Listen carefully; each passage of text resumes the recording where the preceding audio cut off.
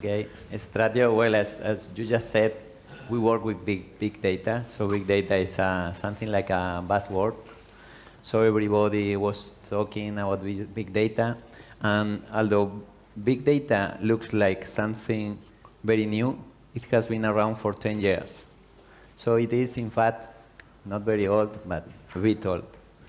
And we started working with big data before it was called big data, 9 years ago.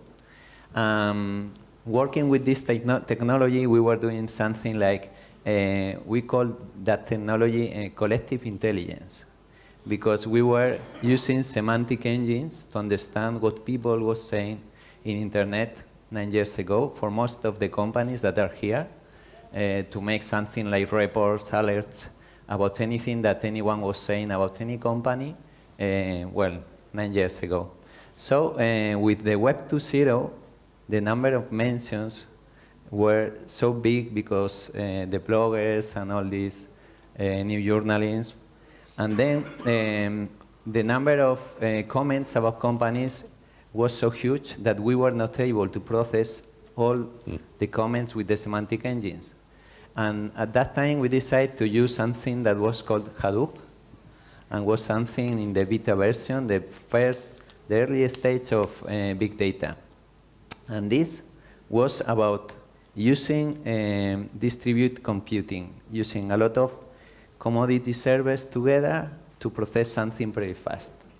And the concept was pretty simple. So we just used Hadoop 9 years ago, and we were able to process almost all the comments for the 500 bigger companies in Spain from 12 hours, that were the time that was required before, to 22 minutes.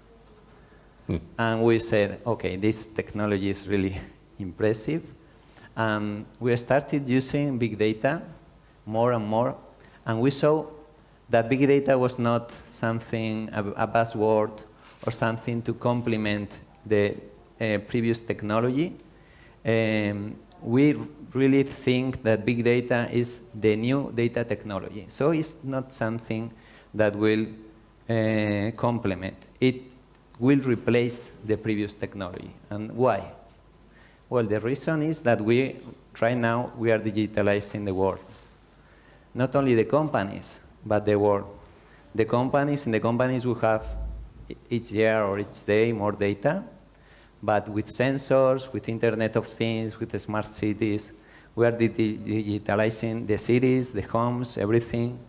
For example, IoT right now is like 50 times more data than the whole internet together. And each year we will have more data. So the only way really to process the data is with this technology, getting commodity hardware working together to process all these quantities of data. The problem was that after 9 years working with big data, we saw that big data was so complex that it was only available for the digital companies, Google, Netflix, Amazon, and all these companies. So the competition really was not fair, because it was like your companies were using swords and they were using sable lasers. So they had more advanced weapons. And so we decided to create Stratio. Stratio was just to democratize the use of big data technology. So we started using the second generation of big data, processing for batch, for real time, for future data, machine learning, algorithms. And then we joined this with another technology called the NoSQL databases to do something that was very advanced, but our aim was to simplify the use of this technology. So that we have built is a platform that you can use to build any app or any product or any solution, just code-free click-through. So you don't have to know big data complexity, to program in MapReduce, HivePig, or whatever. You just have to think about what's your problem, what's the data you will need to solve the problem, and to use the platform to build the app, the product, or the application that will solve the problem. And with this application, of course, first it had to be open source. It's completely open source. A lot of people is using it and it's helping us to build the platform and to improve it. And one of the reasons that it had to be open source is because data, the companies will be driven by data, so data is something strategic for the companies. So the platform that will use your data has to be completely neutral. So for us it was, we were using open source to innovate faster, of course, but also to assure the companies that the product that they were using to use to manage their data was completely free and secure. And that was also key for us.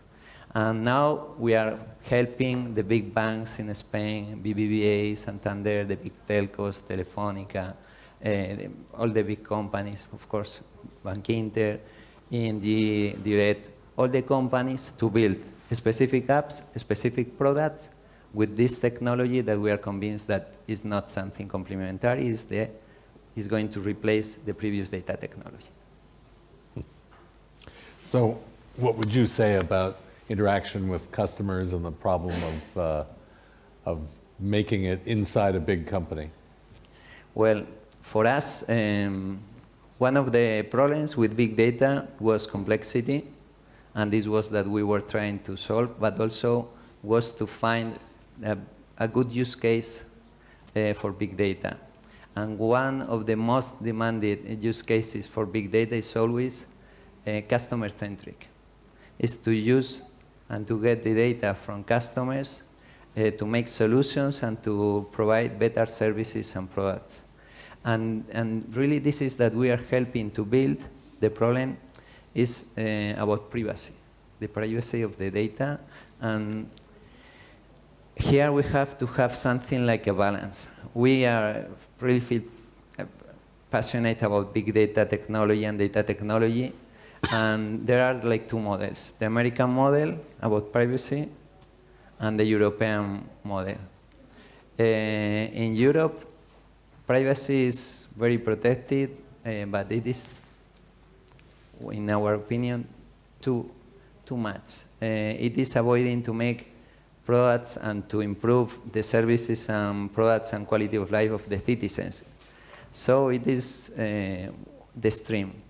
US is all right, but maybe the privacy is not well protected. So something between would be the answer for the customer data. But for us, the question or the answer is you have to use your data always if your customer allows to do it. And in order to do that, you have to provide something that the customer will see that is getting more value to provide or lose some of his privacy. And the sample is Facebook.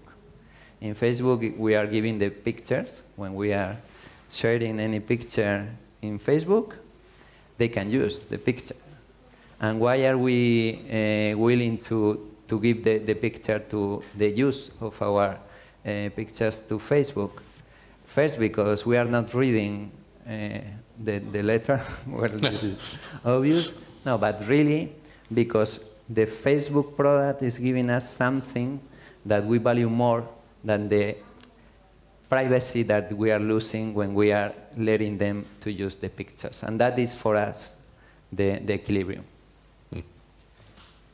And kind of the same issue we discussed before, do you see any change in Spain in the openness to innovative solutions?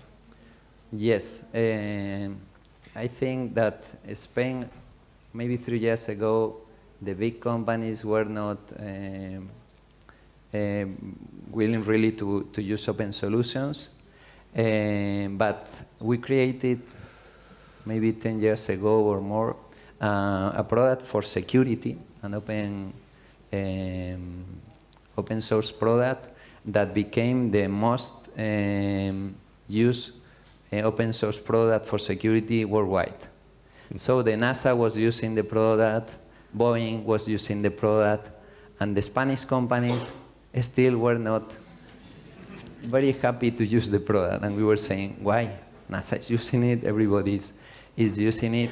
And then, in fact, we had to move the company to US, to Silicon Valley, to start convincing the companies in Spain to use the open source products. And this is something that maybe you will not understand, but in Spain there is something like a culture to value more external products than internal products. And this is something really bad for the Spanish startups, but this is changing. This is changing. I think in Spain, more and more, the big companies are helping the startups and are more willing to use open source products and so on. And this is, I think, really something very good and necessary.